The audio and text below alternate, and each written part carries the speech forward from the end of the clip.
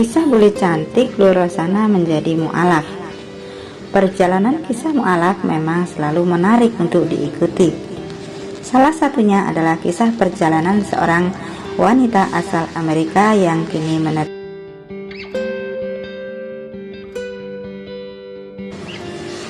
Bule cantik asal Amerika itu bernama Flu Rosana.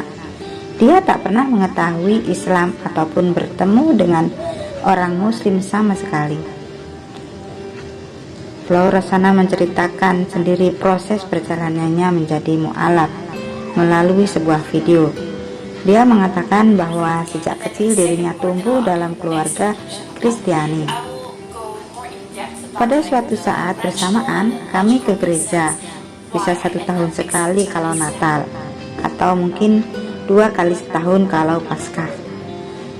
Saat tiba di gereja, kami tidak berdoa, tapi kami belajar di sekolah Kristen, di mana kami diajari tentang Injil, kata Fleur dikutip dari channel YouTube Barat Bersyahadat.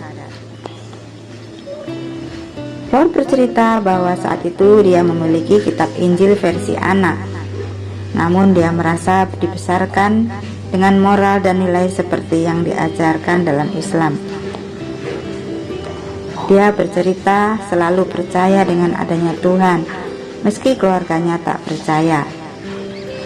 Lalu saat saya kecil, saya selalu percaya pada Tuhan itu ada.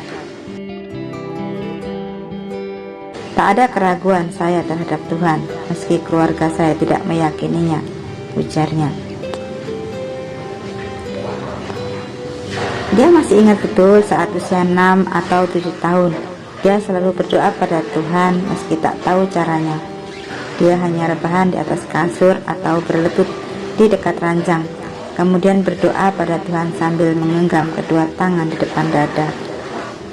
Ada semacam dorongan untuk berdoa pada Tuhan, walau saya tak tahu caranya. Saya berdoa setiap malam pada Tuhan, terutama saat mau ujian sekolah. Saya ingat saat itu duduk di kasur lalu berdoa pada Tuhan seperti ini, tuturnya sambil mempraktekannya. Rosana yang semakin bertambah usia mulai suka menulis dan menjadikannya hobi. Dia bahkan sering menulis kisah-kisah agamis. Anehnya, Rosana justru lebih sering menulis tentang agama Islam, padahal dia tak kenal dengan agama tersebut. Ceritanya selalu tentang satu keluarga yang agamis dan tokoh utamanya itu 99% sangat Islam. Dan saya tak tahu kenapa, ini adalah murni minat saya yang aneh karena saya tumbuh di satu desa yang populasi muslimnya itu 0. Saya tak pernah bertemu seorang muslim di sana di hidup saya, ujarnya. Dia mengaku hanya menonton berita di TV dan memiliki minat aneh pada agama Islam. Kini Islam telah menjadi pandangan hidup bagi Rosana, dan sekarang Islam adalah pandangan hidup buat saya, tuturnya.